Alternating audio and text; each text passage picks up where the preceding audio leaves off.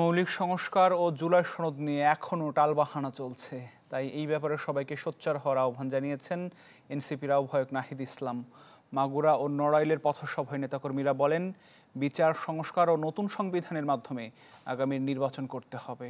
পরে যশোর গিয়ে শেষ হয় এদিনের পদযাত্রা।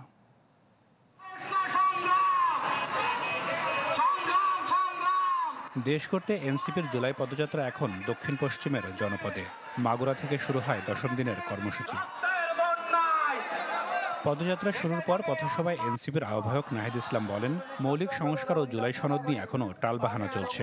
তাই এ ব্যাপারে সবাইকে সোচ্চার হওয়ার আহ্বান জানান তিনি। যে সংকটগুলো চলমান আছে গণ অভ্যুত্থানের পরেও, যে আমরা একটি নতুন সংবিধানের জন্য এখনো কাজ করতে পারছি না, দেশের মৌলিক সংস্কারের জুলাই সনদ নিয়ে এখনো টালবাহানা চলতেছে। আমরা মাগুরাবাসীকে বলতে চাই, আপনারা সোচ্চার হন। এরপর পদযাত্রা পৌঁছায় নড়াইলে। সেখানে মুক্ত মঞ্চে পথসভায় এনসিপির নেতাকর্মীরা বলেন, বিচার সংস্কার ও নতুন সংবিধানের মাধ্যমে আগামী নির্বাচন করতে হবে।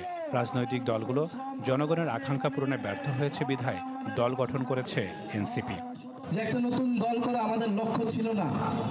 আমাদের লক্ষ্য ছিল এই দেশটাকে পুনর্গঠন করা, এই দেশটাকে ভালো মতো তৈরি করা। বিদ্যমান যে রাজনৈতিক দলগুলো ছিল, যদি তাদের নেতৃত্বে দেশ পুনর্গঠন হওয়া সম্ভব হইতো, তাহলে হয়তো আমাদের দল করার প্রয়োজনই হইতো না। আমরা ধিক্কার জানাই এই নির্বাচন কমিশনের দ্বিচারিতাকে।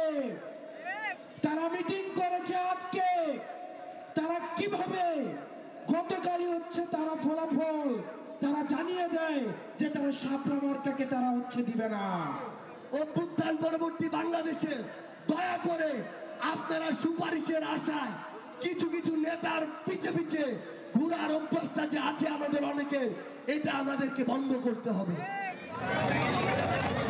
বৃহস্পতিবার সন্ধ্যার পর পদযাত্রাটি পৌঁছায় যশোরে এবং সেই সাথে শেষ হয় দিনের কর্মসূচি। নাদিম হোসেন, চ্যানেল 24।